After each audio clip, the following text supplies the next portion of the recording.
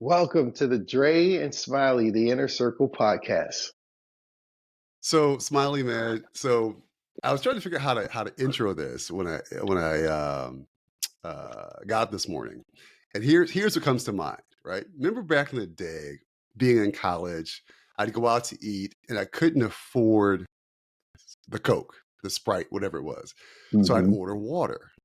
Now, this is back in the day when it wasn't cool to order water. Water wasn't healthy, right? And Mm-hmm. the story I'm sharing is the journey in my mind of water, right? So I'd order water because it was free. It's all I could afford. And I kind of get like looks like, that's all you're getting is water.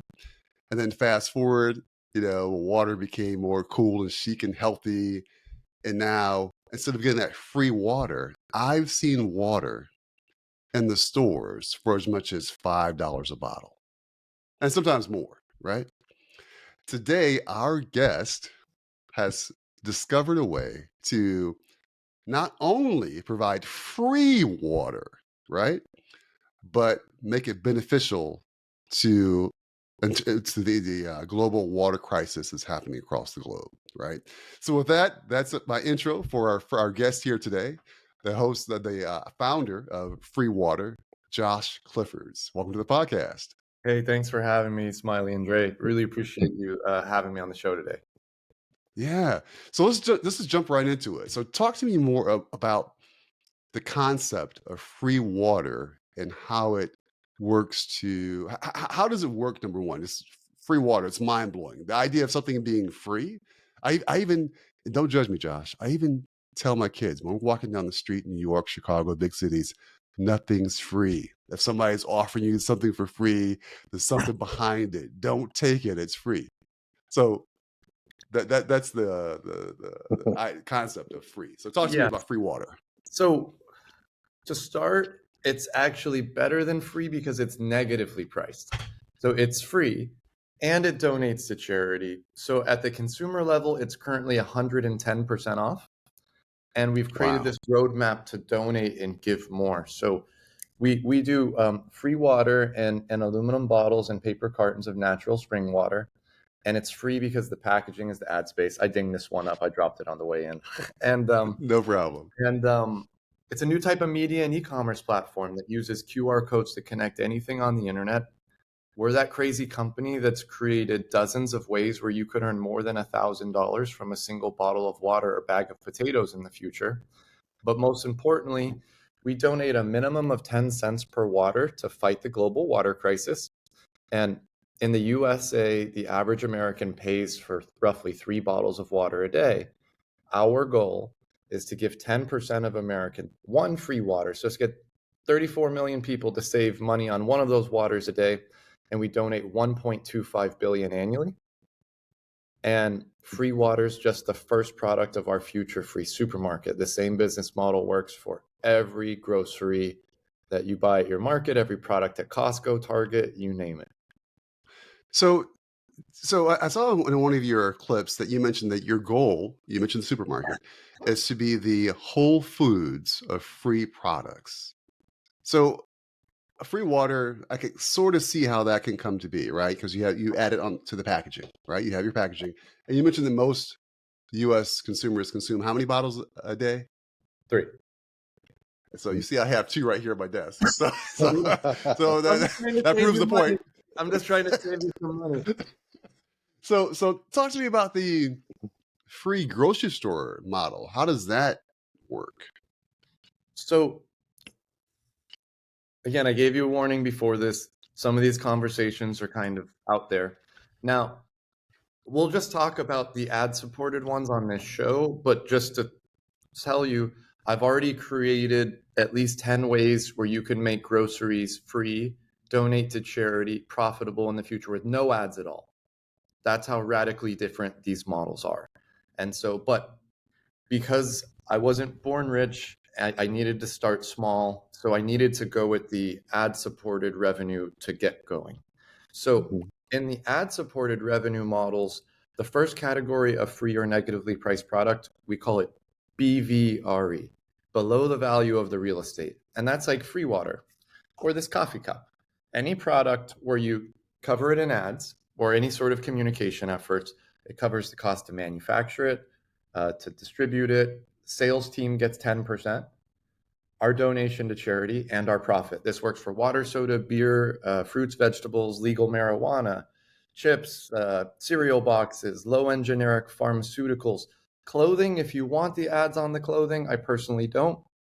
But not just low-end things, because it works for nearly every type of transportation. And in some cases, real estate. Now, then you have category 2, we call AVRE, above the value of the real estate. It's for everything that we can't put ads on, right? An example, a can of Pepsi. Pepsi will not let me go and put a Nike swoosh on their can of Pepsi right now, right? So in the future, the three of us are going to take out the FreeWater mobile app. You're just going to watch a few ads in here. We're going to pay you. So most of the ad revenue is, instead of going in our pocket, is going to go in the end user's pocket. You receive a Visa gift card credit initially. And now we walk into your local supermarket, you put that can of Pepsi there, boop, and they're like, hey, Smiley, you owe us $1. And then you're just like, boop. And so there's the ones that we could manipulate, like this Netflix ad for a TV show that they're soon to launch called Obliterated. But then there's everything else, like Domino's Pizza won't let me put the ad on there, but bam, you just pay for it by participating there. And so the phenomenon is, between those two categories of free or negatively priced ad-supported products, that represents every good currently sold at Walmart, Costco, Target. Another example is, maybe in the news lately, you saw the Free TV company. Have you guys seen the Free TV company? No, tell me about that. If you Google it, there's a free 55-inch TV company they're launching this winter, and they already had like 500,000 or 1 million people sign up to get the free 55-inch TV. So it's just a normal TV, and at the very bottom, there's just a banner of ads that are playing, like a stock market ticker symbol of ads. And so like, it works for pretty much everything. It won't work for a Lamborghini, but it'll work for just about everything. Well, I guess you could potentially wrap the Lamborghini and have it pay for itself. I don't know. Wrap it in ads. I don't know. Too high price. Like real estate, it's all about price and impressions. But it would work for a Model 3, like a Tesla. It would work for like a $50,000 car or less. It works. Gotcha. Because So the obvious question then, with all that you've just shared, is where did the idea for all this come from?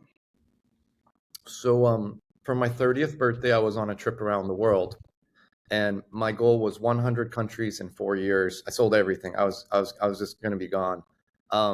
And this was almost 9 years ago now.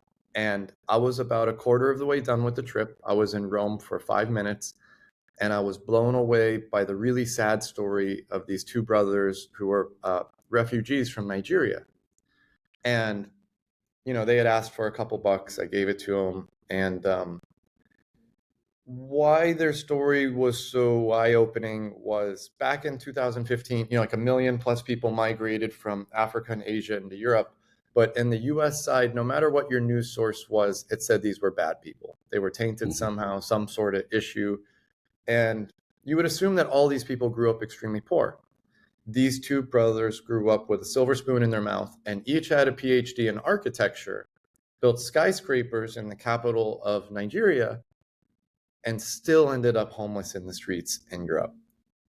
And they were just really great guys. And it was just such an eye-opening story for me. I canceled the trip around the world, and I started a nonprofit organization in Eastern Europe called Save the Refugees. And we were just giving people aid, whatever they needed.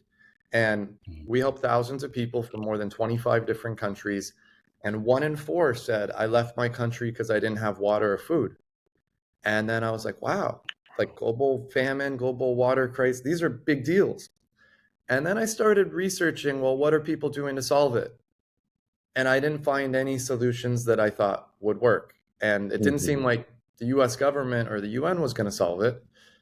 And so I was like, I need to create an out-of-the-box solution so we could donate billions of dollars to charity to help these people, or the environment, or any cause. So I was like, the best way to do that is to invent a new industry. The bigger the industry, the better. So the goal was create a new $1 trillion industry so we could give at least 10 or 20% of that to charity.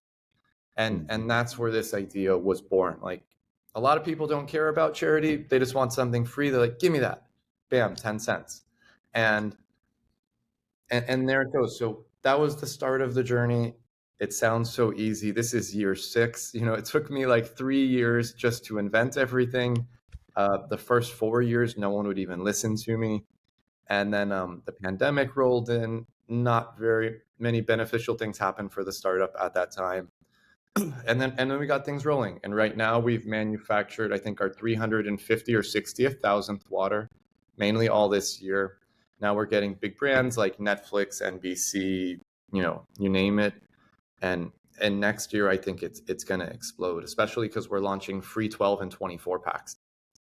Wow. So tell me this from your business perspective. How did you get the financial representatives on your team to say, you know what, we're going to start a startup, but we're not going to bring in any cash. We're not going to bring in any revenue because there's no sales and it's going to be negatively priced. How did that conversation go? And how did you get the balance sheet accountant types to say, you know what, let me jump onto this because it's a negatively priced product, which is contrary to most American businesses. So look, people hear free or negatively priced, and they have their assumptions. But it took me many years to invent this because I wanted to make free and negatively priced groceries up to 1,000 times more profitable than selling it today. Because I was like, if I don't prove that this is just hands down the more profitable thing, the Coke, Pepsi, Nestle's, Walmart, and Amazon's won't copy. They just care about money, right? They don't care about us. And so when people hear free, they're like, oh, there's no profit involved. But look, like Facebook's free, Google's free, porn's free.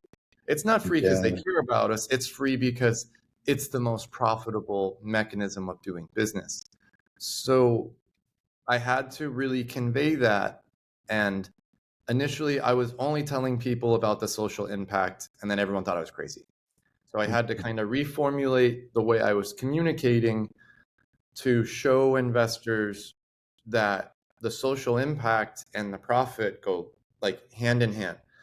And so the phenomenon here is that in the US, do you guys ever get the junk mail in your mailbox at your house? Yes. That still has the highest ROI in the USA ad industry at 29%. Wow. 29%. The only thing that's right there with it is social media influencer marketing. Like Facebook and Instagram's like 15 and Google's less than 10. And so even the crappiest piece of junk mail, like in the mail by itself, like the postcard with the stamp. Yeah. Like I look at it for a second, that's 1 impression, 2 impressions. Like you're supposed to send it to them 10 times before you could try to get that ROI. So that's like $9 or $10 per 10 impressions. Or if I give you a free water or a free beer or a free soda, whatever, unless you like chug it, you're going to glance at it 10 times before you're done drinking it. It's refillable. It's got a 2-year shelf life. We've had some people that have had it in their fridge for 2 years. Like they probably saw it 900 times in 2 years. So the cost per 10 impressions of this is a fraction of the price. And that's a $30 billion industry. And now the attributes of this are different because I fucking hate advertising mediums typically. Like they're annoying, right? Like YouTube pop-up ads, TV commercials, commercials. Like other than the Super Bowl, people tend to not like commercials, right? Like I'll watch a basketball game and in the last 4 minutes there'll be 50 commercials trying to sell me something. If I'm watching the game, that's all I want to see. And I don't want to see a commercial for like Toyota or Nike, right? It doesn't make me want to buy a pair of shoes. But this is different because at scale, instead of the advertising medium attacking people, people come to us, they download the app, they're like, hey, please send us free stuff. Then you're happy that the stuff comes to your house, the free groceries, right? You're like, oh, it's not in a plastic bottle, it's expensive water. And then you're like, wow, Nike giving me free stuff, donating to charity. Like that's the mindset you should see a Nike ad, not like I'm just only want to watch the game, and then they ruin my day because it's like, oh Yeah. my God, that doesn't want to make me buy a pair of Nikes, right? And Yeah. so Yeah. many years from now, when we've launched all groceries and you guys are sitting down with your family and all the food is free, you're just going to be like, holy Mm. shit, like just 10 years ago or whatever, this would have been an expensive deal. Who's responsible for this? And you're going to be like, Adidas, right? Like, wow. Next time your Right. kids need a pair of shoes, you're going to get Adidas. Like, Hmm. you're going to support the brands that supported you. And so the phenomenon is these brands are spending more money on marketing than to just give us the products for free in the first place most of the time anyways. That's, you know, and I watched your video on YouTube, and tell me this, because I saw, if no one is at your booth or your table, nobody wants the free water. And they're almost rude when they just like, no, I don't want your free water. But if you have 3 or 4 people there, then it's like the follow the leader mentality. So from your experience of giving free water away, or just the concept and the psychology of free, what are 2 or 3 takeaways? Is it that the trend will become that people will become more trusting of free goods? Or you just need to have a crowd there to get it started, and then everyone else will come and get your free products. Because I, unlike Dre, I shop at the Goodwill. I see something free, I go directly to free. Free is like a magnet for me. So anything free, I'm going to it. But in your video, I guess you were in New York or somewhere, and everyone's just ignoring the guy. He's yelling at them, and they're just like ignoring him. I'm like, as soon as I hear free, I'm like, all right, So, let me okay. find out where the catch is. So there's a few things.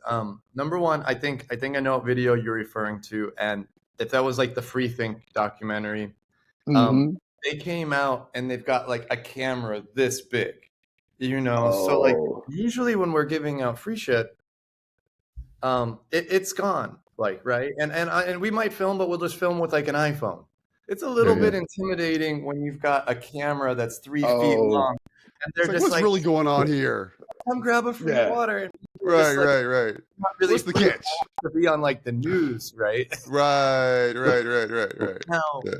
also what you see on social media of how we give out the waters, that's not the scalable business model. It's not scalable to have people standing on every corner, Hmm. giving away free shit. That's just to like drum up videos and content and educational material. Like this is possible. Wow, right?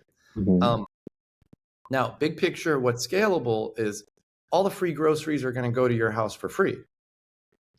Free groceries and free delivery, and every product donates to charity. So when you open up that free case of water, beer, cereal boxes, all of those ads are going to be individualized just for your household, different than the neighbors, Personalized.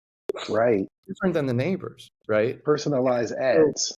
so this works for it all. And so you got to just Hmm. think about, Hmm. instead of looking at food and water like food, start looking at it as like a billboard or magazine. And then, like Hmm. every billboard, there's ways to judge if a billboard's expensive or not. There's formulas, and it's based off like location, impressions, So, like right now, the most expensive billboard in the world is the Sphere in Las Vegas. It's like 400 something thousand a day. That big, crazy, Uh-huh. Sphere thing. But Yeah, yeah. with like billboards like this, it's different, and some of the food is only getting cheaper and cheaper to make, and the Hmm. marketing's only going this direction. And we created new ways to manufacture and distribute in the future that are not possible when things even cost 1 penny. And so these Wow. new ways of doing business make it extremely cheap and green to get the free groceries to your house. And so it's like this perfect storm, and everyone just happens to have a supercomputer in their pocket, right, with like a built-in Yeah. QR code. Yeah, yeah, yeah, yeah. Like it's just this perfect storm of things. But most of my inventions could have existed for 70 years. You had the missing people on the milk cartons in the 50s. So we Hmm. had the ability to print photo quality images on the packaging 70 years ago. We could have Mm. had free milk, free eggs, free bread, uh, free beer, a lot of shit 70 years ago. Then we had free newspapers in the magazines starting in the 80s till now, right? So Just continuing this same theme. Let's say I'm a or I'm a OSI, I'm JBS, I'm Driscoll's, and I want to participate in your free program to do the advertising. If I'm a large food manufacturer, Wegmans or Smithfields, how do I contact you, or what would be a way for you to get that conversation started if I'm one of these big behemoth food companies and I want to partake in your business?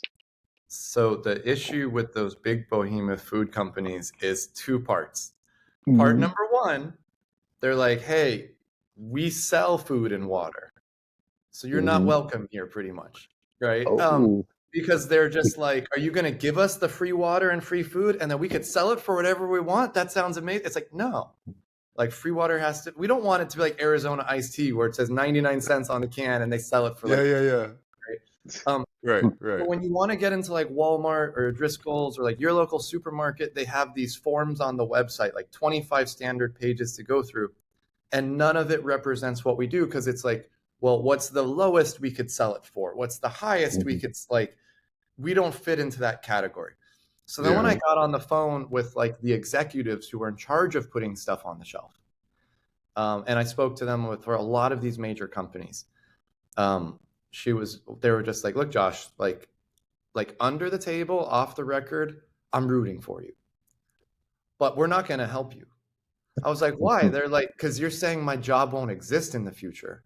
I'm like, well, what do you mean? They're like, well, my job is head of putting things on the shelf at like this big company.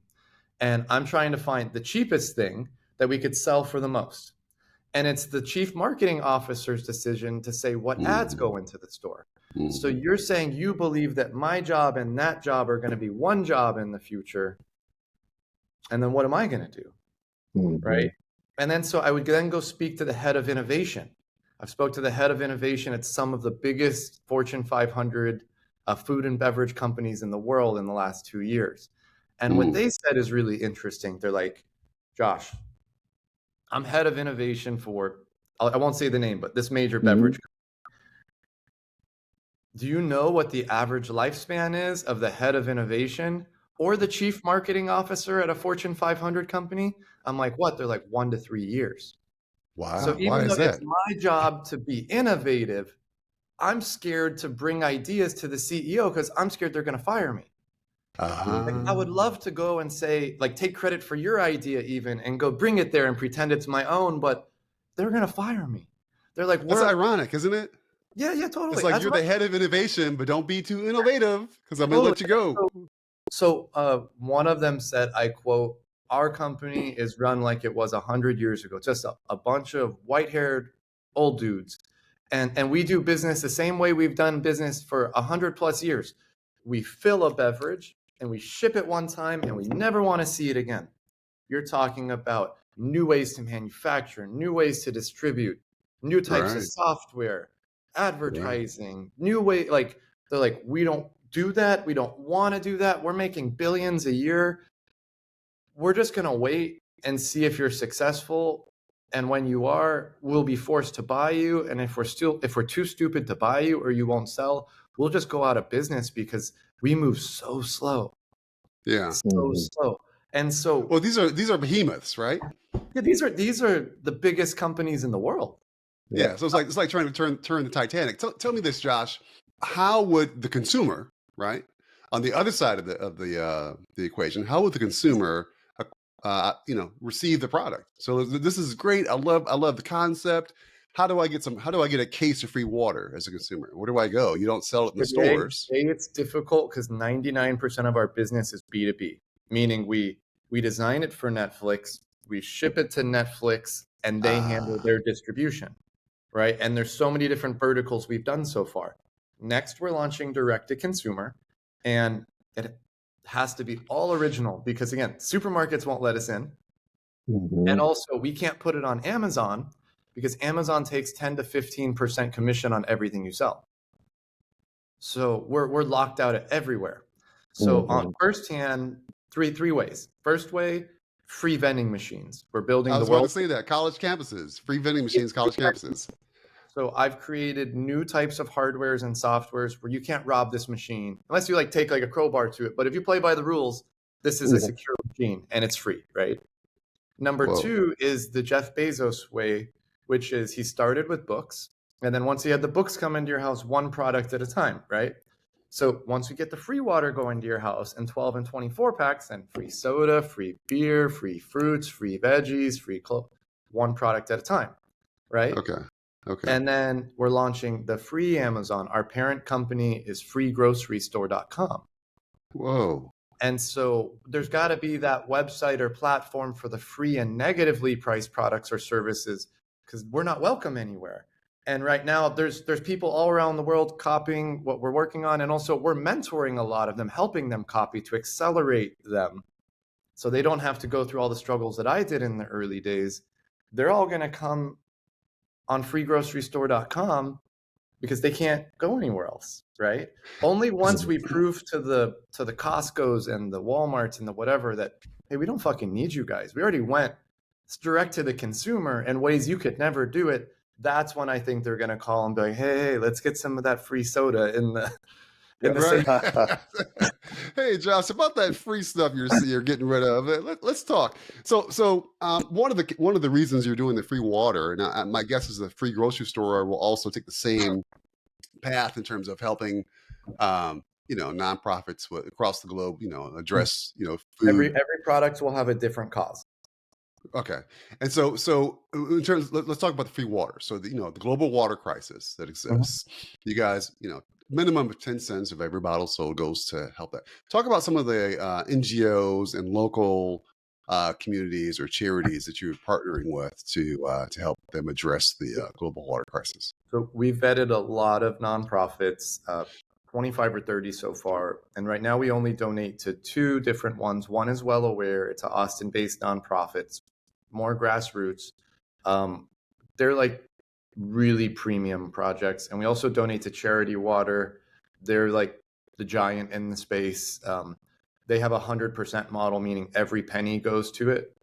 And so these were the best that we could find because I didn't want to donate and have it not work well. And there's a phenomenon here where something like 60% of the water projects built by USA or foreign NGOs in Asia and Africa break in the first 180 days and then no one fixes them. Wow. So I didn't want to have us donate to something that's going to be broken 100 days later, because it's one thing to not have water. And that's horrible, right? And to walk and to live that life and 3 to 7 hours of your day, it's just like, how do I get water, clean it, this or that. But once you go from that and you're like, no, I've got clean water, and then 6 months later to have it break and go back, it's almost even worse because you felt life with water. Right. And so we donate to those two nonprofits right now because they were the best that we could find. We're open to doing other ones in the future, but I really dive in and ask them the questions that they don't typically want to hear. And to me, there's a lot of certain criteria they have to meet. And the NGOs that want to partner with you, is there a certain criteria? Maybe it's on your website, or maybe you can share some of that here. Well, I don't know. In the nicest way of me saying this, there's a lot of scammy nonprofits out there. And I have to ask myself, why hasn't the Red Cross saved the world yet? They've been around for 100 years. So like something's wrong with some of these models, right? Like Sure. Well, you gotta ask the questions, and if I ask the tough questions and they totally dodge it and run away, that's a sign right there. I'm not gonna give them a penny, right? We're not gonna donate. Right. Yeah. And so like if I say, hey, what happens when your well breaks? And then like, are you going to guarantee that you fix it? And then they're like, oh, well, let's turn to page 74 of this book and talk about how great they like, hey, like answer the question, like, right. Yeah. And so that's the issue. You got to kind of you got to cut through a lot of their bullshit because they've got the shit on their website that makes it look like a perfect system, but you got to dive into it. Have you guys ever seen, I forget the name of it, but Matt Damon's got one he works with, and his commercials are like, we're sitting at a restaurant, we order the food, they don't bring the cups of water, and then you ask the waiter again, hey, bring me the water, and then like 45 minutes later, they wait till like you're so frustrated, And then Matt Damon comes out and it's just like, do you know that like 10% of the world doesn't have drinking water? And Yeah, it makes yeah, him yeah. feel bad. And Yeah, so at yeah. first, when we were first, like when this was just an idea 5 years ago, those were the first people I reached out to because I saw the commercial. And I like some of Matt Damon's movies. So I was like, hey, they seem pretty cool. Yeah. But then when I learned about the business model, I was like, I can't donate a penny to these people. I'm not saying that in their Mm, own way they don't think it's good or ethical, but to me, that's not doesn't ethical. align with you. So what they do is they'll go to some community that does not have a safe water source, and you could literally be dying of thirst. I imagine people, because I'm a visual person, like you're dying of thirst, and then Hmm. in comes like a bunch of Jeeps, and out pops Matt Damon and these people, and they're like, so you could die of thirst right now, or we'll give you a loan, and on the loan Oh. we'll pay for the water well.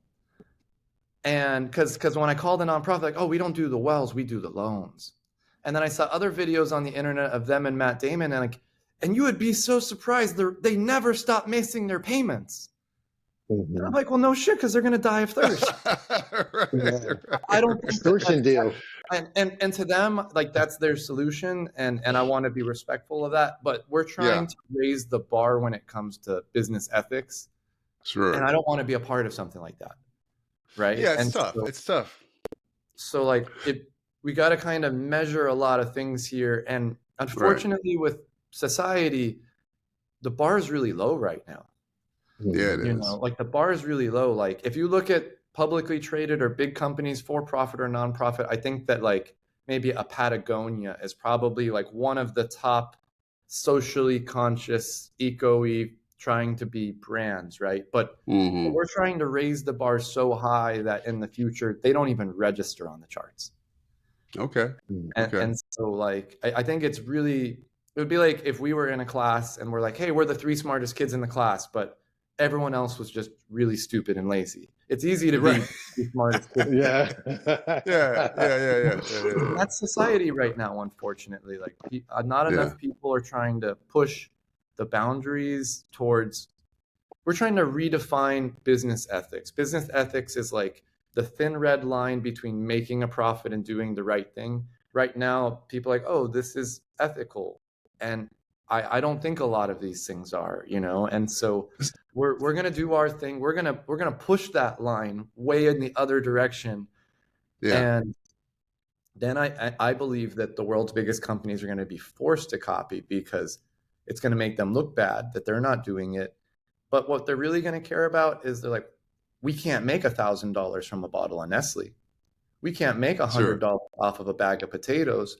Oh, that free water Yeah, guy's, he decided not to patent these things. Let's copy him. right. And it's like, that's the He's plan. brilliant. I want them to copy because Yeah, one day when Coke and Pepsi copy, I'm banking they're going to copy the 10-cent donation and they're going to give it to whatever cause the CEO cares about.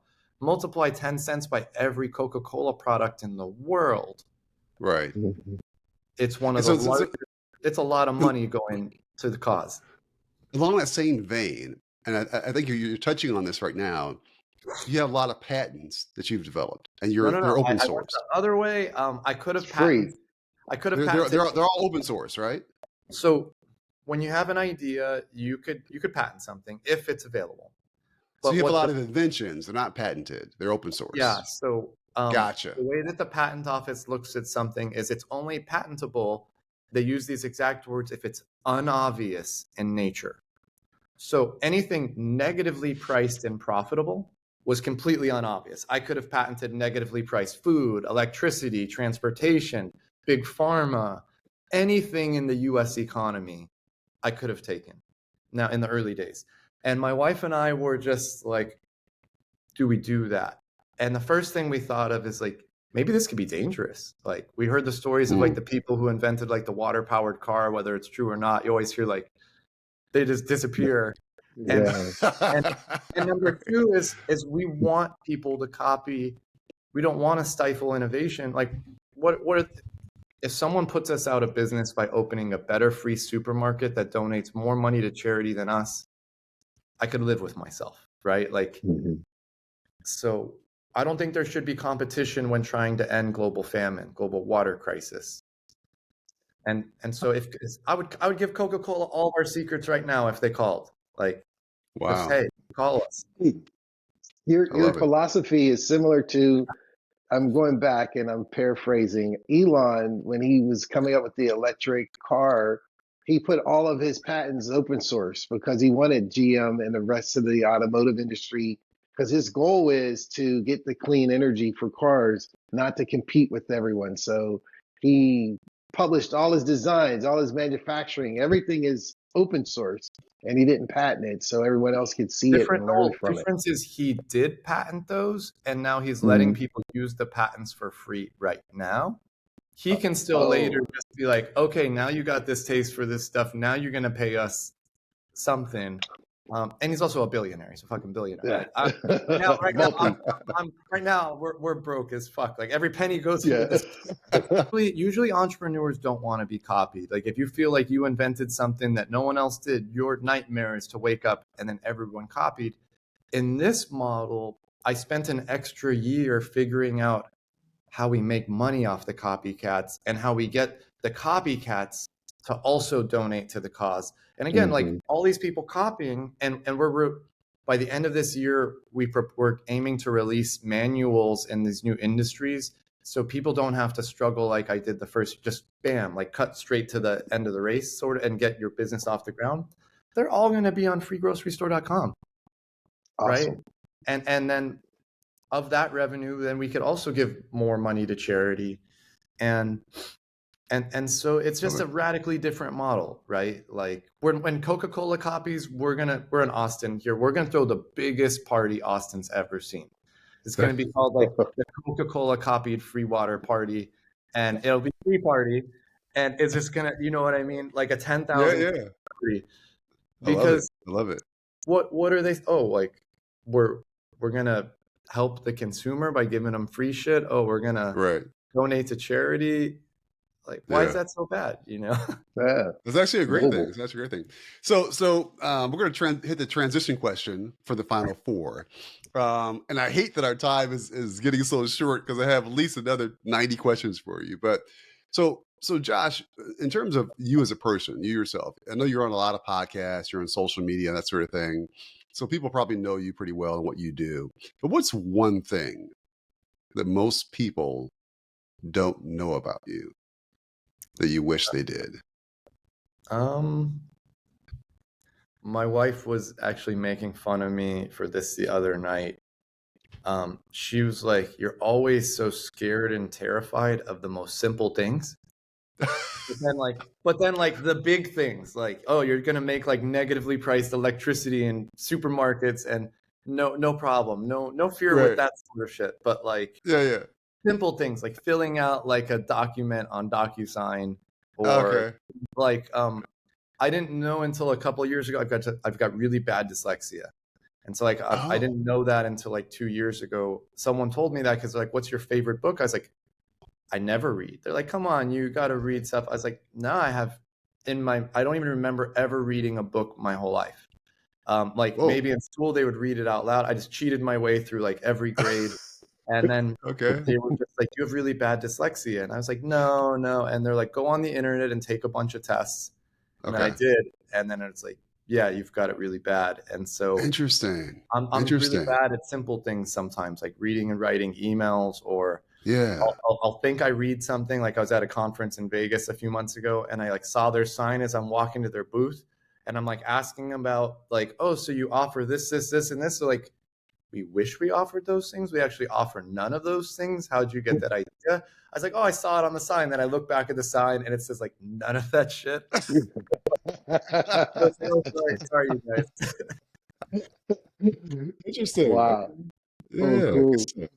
Well, tell me, as part of the Final Four, if you were to have dinner anywhere on the planet with three people, alive or dead, where on the planet would you want to have it, and with whom would you want to have the dinner at your table? There's four of you at the table, three other chairs. Who and why and where? Um, One of my favorite places I've ever traveled to is actually Amsterdam. Like you could read I into Ooh. love that it. whatever, Yeah. but I just really like Senior I really bullfrogs. like the way that they run their culture. Yeah. and Sure. beautiful, like really beautiful architecture. Mhm. So who would I have at the dinner? Even though I don't know if I would like him if I met him, I would probably have Elon be there because Mm. he's in Austin, I'm in Austin. I'm really trying to get these ideas in front of him because Mm-hmm. I can do the same thing with his Teslas and electricity too. Mm. Mhm. And we'll see, like if he knew what I knew, I'm curious, would he go that route, which I believe is a more ethical route, or would he continue on his other path? Mm. Number two, just because I saw him from the distance like 100 days ago, and I tried to run after him but completely missed him, would be Dave Chappelle. Ah. I Because just went to Dave Chappelle's show. He was here in Tampa last Sunday. It was like amazing. I used to Why love Dave Chappelle? the old school Dave Chappelle show. Yeah. Yeah. The Yeah. old school Yeah. Dave Chappelle show was probably like, I don't watch much TV. I never did. I never got into like stand-up comedy, but like that was really funny to me and creative. Yeah. And some people are just too scared to like push boundaries, especially nowadays. Yeah. Like Yeah. nowadays, like if you say anything boundary pushing, they'll try to crucify you, you know. And so Right. Get Yeah. canceled. I respect people who are willing to push boundaries. And when you push boundaries and you move quickly, you're always going to make mistakes. Like you make mistakes when you do something big, you're going to make mistakes. And a lot of people don't forgive any of that because they're not pushing anything big. They just go the safe route. And when you go the safe route, you're probably not making any mistakes. So I respect people Yeah. that are willing to make mistakes and push boundaries. I think Dave Chappelle is that person. And for the third person, it would actually be the guy who invented Ethereum. You guys Oh, heard of cryptocurrency Yeah. Ethereum? We got yeah, Yeah. Yeah. definitely. Yeah. Yeah. Yeah. Yeah. Mhm. Yeah. Ethereum's number two. Um, he seems kind of like sometimes a socially awkward dude in the press, like this super software coder guy. But because when I was first inventing a lot of these things, I was blown away by Ethereum because in their model, they help people. So like we could all go and make like the Smiley and Dre token right now, you know, Mhm. and we could start trying to sell it. And you would think like that brings competition to them.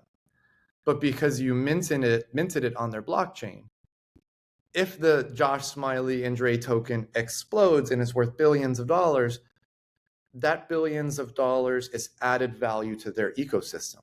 And that really made me open my eyes to like business doesn't have to be like one size fits all or zero sum game, or Yeah. like you could create systems where you could help your biggest competitor and everybody wins. And Mhm. that was really transformative for me when trying to invent these out of the box solutions to kind of do things differently. Mm. And so I Wow. think that would be an interesting dinner because Elon, I don't know how he would be. Dave Chappelle's going to say some funny shit. And then that Ethereum Yeah. guy, probably all quiet, not saying Yeah. anything. Yeah. Right. Right. Right. He might throw in some keywords here and there. In terms of success, personally or professionally, what's been your greatest success? I couldn't tell you at this time because I'm a perfectionist. So like a lot of people are giving me like pats on the back right now for what we've accomplished so far this year, but Mm. I'm not excited for it yet, you know. Mm. Mhm. On Monday I'm going to Kenya to do the before and after videos on the first two water projects we built. One of Oh, them's in an Wow. elementary school, and we'll copy Mr. Beast and do the Mr. Beast thing and give him like school supplies and soccer balls. And I know that's going to Yeah. feel good because it felt good donating the money, but you don't like, I didn't physically get to be there and see it yet. So I'm looking forward to that. But I think the first major success was like showing the world that this is possible. And Mm. there was that moment, I can't really define that exact moment, but there was that moment where the world started agreeing, okay, it's possible, right? Now, Mm. the ironic thing is now people believe me it's possible with water, but not food. And Mhm. so like, so now like, and I'm having these high level conversations with people. They're like, okay, Josh, you've proved out the free water, free soda, and free beer. But no way can you make a Domino's pizza free. It's not possible. And so that's like the next thing. So like we spoke to a potential investor the other day who invested early in like Twitter and a lot of things. And he's like, I think free water, free soda, free beer is like legendary. But unless you could tell me right now how you could make a pepperoni pizza negatively priced, like I'm never going to listen to you again. So I asked him, I was like, do you watch porn? And he's like, yeah, I've watched porn before. And I was like, have you ever paid for it? He's like, never.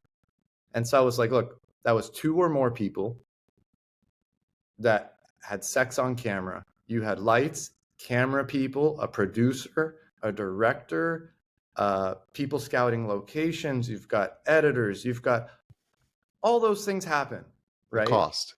Yeah. And you don't think that if the ads could get people to have sex on camera, it can't pay for your Domino's pizza? And then he was just like, okay, I get it.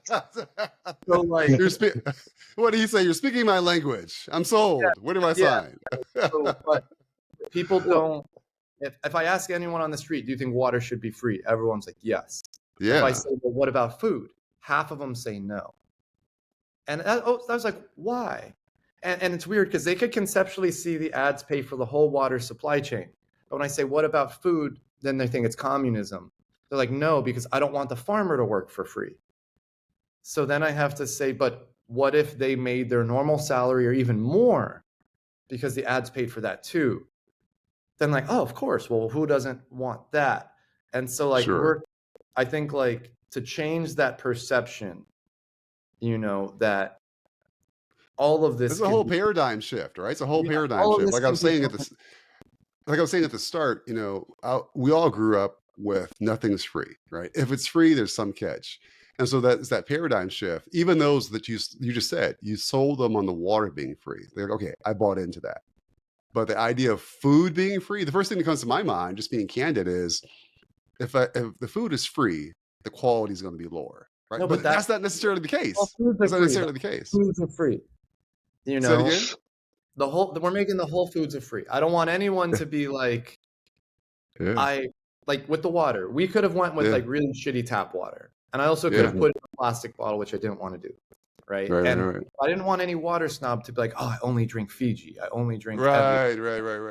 Quality is not impacted at all. That's the beautiful part of it. Put this water up against any expensive, overpriced water brand anybody drinks. I love that. And when we do beer, like it's going to be the highest quality beer. And when we get into groceries, like these are going to be organic groceries. Like we'll have all types, but like today, a lot of people could only live off like the dollar menus at Wendy's, at McDonald's. Like that's all they know are those 99-cent crispy chicken sandwiches.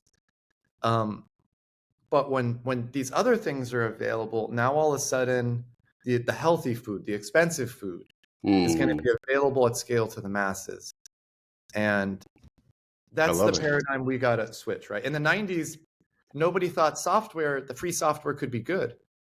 Right. But now free software, everyone accepts it. Facebook, Google, porn, TikTok, Instagram, Twitter. Yeah. It's cool. Like video games, right? Fortnite. Like, but now when people hear free food, oh, there's got to be something wrong with it. And so that's the script we got to flip. And you can only do that by proving it. Right. You got to prove it. Well, Josh, I had my epiphany moment earlier in the podcast when you mentioned Instagram, Facebook, and porn. Not that I watch a lot of it, but once again, it's like it's all free. And then we had a podcast guest on here a couple of months ago, and they opened up a laundry mat. And for some reason, they got in the idea to have free Fridays laundromats, and it's sponsored by local businesses. And they got so much activity. And when you were speaking, I just thought about that couple. They were like, they didn't think they were going to make any money, but now it's a free Fridays. It's been going on for months. Different entrepreneurs or companies in the area would sponsor Fridays, and they get their advertisement, and everyone in the neighborhood gets to watch their stuff for free. So I love this freemium model, this freemium concept, and we're living it. We just don't realize we're living it. Everything we do, we're living it on social platforms. But when you Right. said that earlier, it clicked for me. I'm like, he's right. I'm not paying for anything that I get for free. Why couldn't I just get the water or the food the same way? So that's Yeah. clever. So I like it's Yeah. it. just Yeah. different. So at scale, this is the combo of the money from the ads and the digital stuff, like, that Hmm. sort of thing, just like the other Right. platforms. But Hmm. also these new ways of manufacturing and distributing are going to be like 4 times more efficient than what goes on today. And so Mm-hmm. it's the combo of the revenue today and the cost savings of tomorrow, where Mm-hmm. then this becomes like every company's going to copy. And so, yeah, like back to your question, like proving out the free water was possible. Like I think that was, I guess, the biggest accomplishment so far. But now we got to get it to people in the masses, and then Hmm. get people those free bags of potatoes and everything else now. Next, right? Yeah. Awesome. Yeah. Well, here's the third final four question. Superman flies, the Hulk is strong, the Flash is fast. What is Josh Clifford's superpower? Something that's uniquely you that no one else on the planet of 7 billion of us. That's what's your superpower. I hate taxis and taxi drivers. What about Ubers? So, okay, so look, what happened, how we got here in the first place was I was on this trip around the world before I'd ever met those Nigerian refugees, right? And Hmm. what like, this is the best time of my life, this trip around the world. Like, imagine seeing like 20 countries in a short period of time. It's just so mind blowing, right? And all the Hmm. amazing Sure. people and cultures you meet along the way. But it didn't matter where I was. As soon as the taxi driver realized you're from out of town, oh, they rip you off on the meter, right? Yeah. Oh yeah. And then I was in the Middle East. Someone tried to rob me. I was in this country. They tried to rob me. And I was getting fed up with taxis. I had just got to Europe, and it was 2015. Uber had just spread to Europe. And I was like, Hmm. finally, I could pay like a set price before I get in the car. No more getting ripped off on the meter, right? And so I was on my way to this big music festival in Budapest, Hungary, and the Uber driver pulled over and tried to rob me with a knife. Whoa. Yeah, yeah. And I was just like, A, I was scared shitless. And B, I was just like, look, like, you're not going to do anything right now, hopefully, because I took the Uber app here and like, Yeah. They you're know just who going you to go are. to jail, right? It's like, Yeah. Hmm. Yeah. Yeah. and and and then he got emotional and then just let me go. And I walked like the last mile or two to the music festival. I was so angry, you guys. I was just like, Yeah. fuck the taxis, fuck Uber. I don't know how I'm Right. gonna do it, but I'm gonna Yeah. make a free taxi company one day called Free Taxi. Elon Musk is gonna make the self-driving cars, and I'm gonna create an innovative advertising platform, even though I know nothing about marketing. I'm gonna make it free. So while traveling around the world, I was just like sketching in notebooks 3 hours a day, trying to figure out how Wow. can I do this. And 2 weeks later, I already created a handful of models that would pay for it. And then quickly, I realized free's not good enough because there's no like moat, there's no water around the castle. Because let's say if I, Hmm. I was successful, why wouldn't Toyota just copy, Uber just copy, like Tesla just copy, right? So then I Hmm. was like, I got to put some elements in there where they can't. So I started looking at like their financials because these are like publicly traded companies. Hmm. And then I realized how inefficient they were. Like Mm. everything, every direction they turn, they lose 90% of every watt of electricity, every thread of Hmm. fabric, and I was like, I got to figure out how to make like negative 120% off profitable. Because if I do Whoa. that, after 3 or 4 years, there's going to be bled dry trying to keep up because they're not that level of efficiency, right? So I Right. was like, Right. Hmm. Right. now I'm going to brainstorm how to go like negative 160, 170 off. And when I fall short at 110, 120, I'll be good. A few weeks later, I saw negative 170, negative 180, negative 190. And Whoa. then I was like, wait a minute. Like, why? If you could do this, like, what can't you make that? And then I started running through all these things. And then 2 weeks later was when I met those two Nigerian brothers and then started this nonprofit. Ah. And then when I met these refugees, when 1 in 4 were like, yeah, I left my country because I didn't have water or food, I was like, I'm going to do free water and food, But I'm going to do that later. I'm going to do free taxi first and Okay. free flights and free electricity. And so I was making a commercial years later. I was making a commercial for free taxi. I was living in Europe still, but I was in the States. I was in Times Square, New York City. I was in LA. I went to like Harvard, MIT, UCLA, all the college campuses. And I'd get these people on camera like, would you take a ride in a free Uber? And then the camera guy was like, Josh, I'm thirsty. Can you go get me a bottle of water? And we were in Times Square. So I go into 7-Eleven, I think, and I go to like the pantry, like the case, and then I see a box of boxed water for the first time. And it was this brand called Boxed Water is Better. Have you ever seen it? Yeah. It's like a Yeah. white, I've seen it. it's like a white box with the ugliest logo you've ever seen. Yeah. I'm staring at that and I was like, boxed water? Really? Yeah. And it was like $4 a box. And I was like, what the fuck? And then I remember the missing people on the milk cartons. I was like, they could print anything on there. Why would you have this ugly logo? And then I turn it to the other side, and it was the same ugly logo, but 50% of the real estate wasn't being used. And then side 3, it just says hello, like this big, and then it's 98% empty space. And then I turn to side 4, and it's like, we donate up to 1% of our profit. And I was like, that's bullshit. 1% is not enough. And then I remembered the stories of the refugees saying like, I didn't have any water.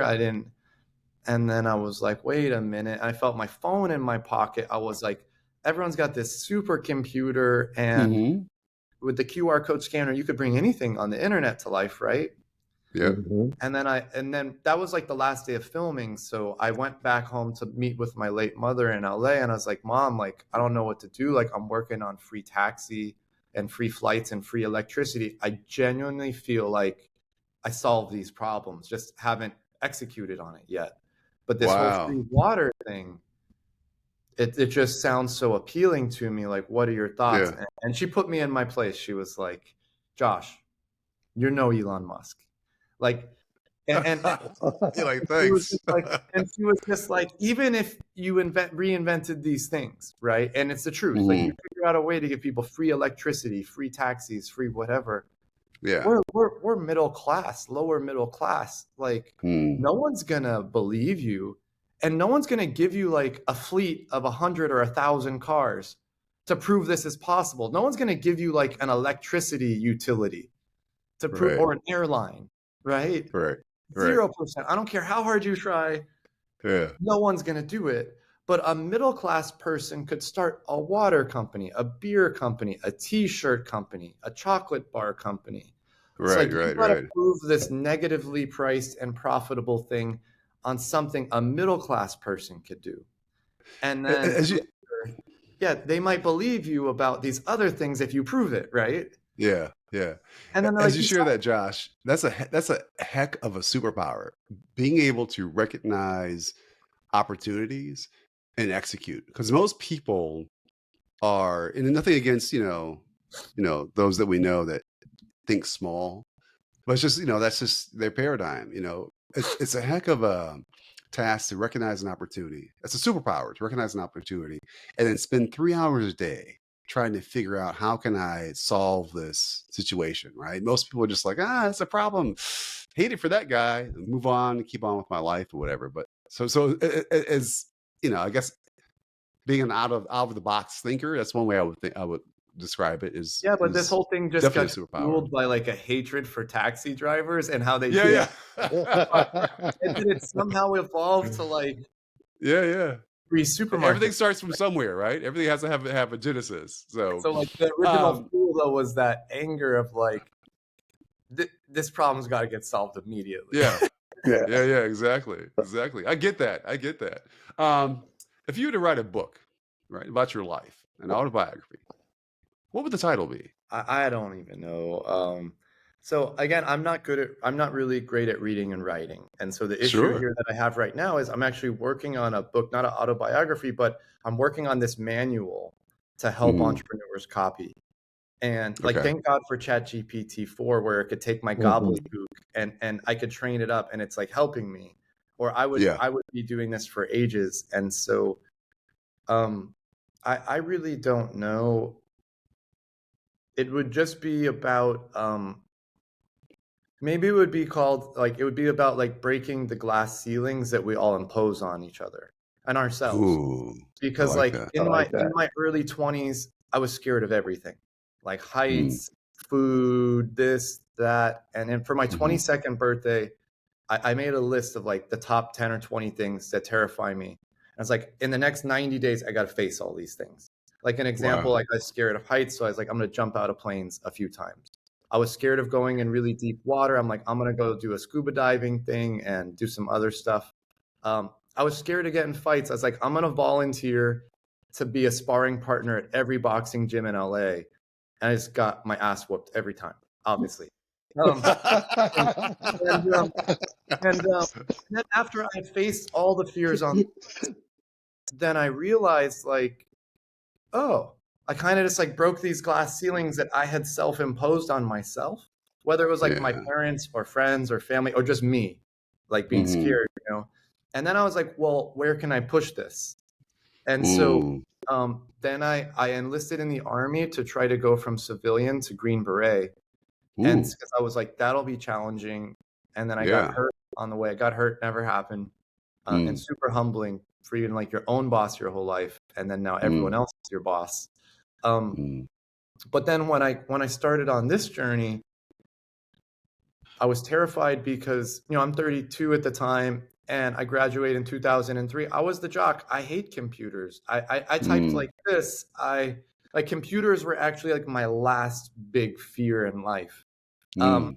I was like, how am I gonna be the next like CEO of a tech company if I hmm don't even know how to type or use a computer? And like, do you really want to like try to put Nestle out of business? That sounds scary. Mm. My wife and I were living in Europe, and I was just like, fuck that. Like, I don't want to do this. This was summer of 2017. I'm Mm. comfortable. I don't want to put myself in uncomfortable situations anymore. hmm I don't want to try to make any waves with these companies. I'm just going to forget all about these ideas. And then, like 100 days later or so, I just felt so guilty because Mm. I just couldn't stop thinking about them and how many people you could help and how it could help the environment. And I was just like, you're just not doing it because you're scared. And you know that like 99.9999% chance you're going to fail at this. hmm And you're scared of that likelihood that like this is going to fail 99%. Plus, I would have to face like my last fears and like learn how to code when I don't even know how to like make a PowerPoint and to do like, you know, so eventually I bought a laptop and I've been working at this like 75 to 100 hours a week ever since September Wow. 2017. Like I Wow. had no background in social media, marketing, manufacturing, water, food, computers. So, like I had to start from zero everywhere. And all I Right. really had was like people like David Goggins on the internet who were just making these like Yeah. motivational videos and I'm Right. you know what I mean? And that was like it. So like for me, like this guilt kind of still drives me because I know that we're going to save 100,000 lives a day in the future by giving Americans Mm. free food and water. Right. And that bothers Right. me today, like because I haven't been successful today. 100,000 people are going to die around the world. That bothers And me. that's your motivation. That's kind of the kind of the motivation to keep this going. What I pulled from that is the title, and I think you mentioned this. I may I may butcher Hey, give me a new the title. Give exact. me a new title for the book. No, no, no. So here's what I gathered, and tell me if I got this right. Breaking the self-imposed glass ceiling. Is that Something like that. kind of Yeah, captures it? Yeah, something yeah, like that. But but yeah. the title I gleaned from it, which seems like a T-shirt, is where you just said, Josh, start from zero. You Start said you from started from zero. zero That's a and good one. everywhere. You started Thank That's a you. with good one. PowerPoint, typing it, and that's such a catchy phrase, start from zero. And I just think it's amazing how you just grinded it out. And you said, you know what? I'm going to make a Yeah. change. I have zero experience in manufacturing, zero experience in, let me just, who's going to be Figure it my out. I'm going to conquer Nestle. I'm going to take the Right, largest food company on the right. planet. That's right. And it's like a David and Goliath story. Like, Goliath, all right, right, right, right. we're Well, going to well, just go Yeah. get him. check this out, because people always say that, and I saw a really good TED talk on the David and Goliath story, and Mhm. and what they don't tell you about that story until recently is Goliath actually had no chance in hell Zero chance. because he was actually blind, Yeah. and you get all the clues. He was blind, Mhm. and you got David. He was like this farm boy, and he was like with his slingshot hitting zebras and tigers from 4 football fields away. Yeah. Wow. Right? And so, Yeah, like, yeah, yeah. he's hitting a tiger from 4 football fields away, and then you've got a big blind dude standing 7 feet in front of you. Yeah. Like, That's the yeah. I, And that Malcolm, and that's a great Malcolm, analogy. That's a great analogy, Smiley and Josh, because you think about these behemoths, right? They are pretty much blind because they're so narrowly focused, right? The innovation, the concept of innovation is not really there, So in a sense, they're really blinded by how narrowly focused they are. totally. And so someone like a David comes along, in this case Josh, who's been just crushing it. The idea that 22, you come up with a list of your fears and decide to conquer them, that says a lot about your personality and how you approach things. So that David Smiley, that's a great analogy of the David and Goliath that you guys shared. But Yeah. so like I'll give you just the example is not only like the head of innovations and CMOs at these companies are scared to speak up or they'll lose their job, but when you think of like Coke and Pepsi, these giants, right? Like even Warren Right. Buffett's Coca-Cola can't be disrupted.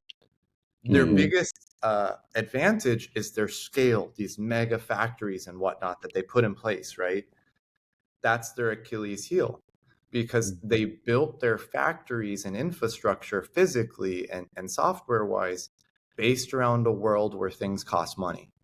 Mm. But there's this new paradigm, the free world, quote unquote, right? Or the negative price world. And there's new ways to manufacture.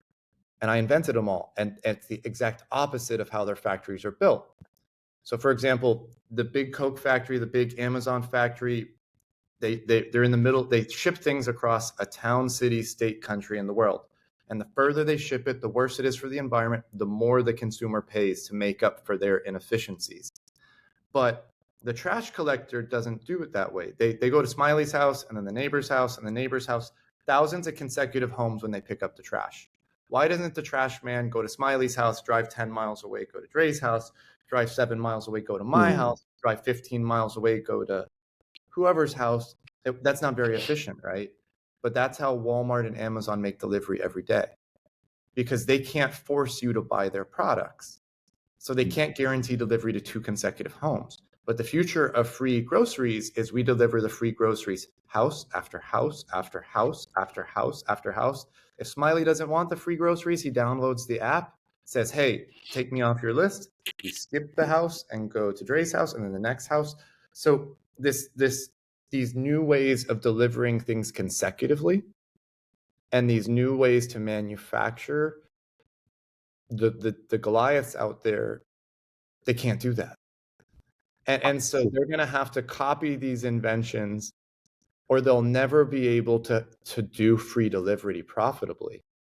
And they'll never be able to do a lot of these things. And so I want them to copy because these are really eco-friendly ways of doing business, right?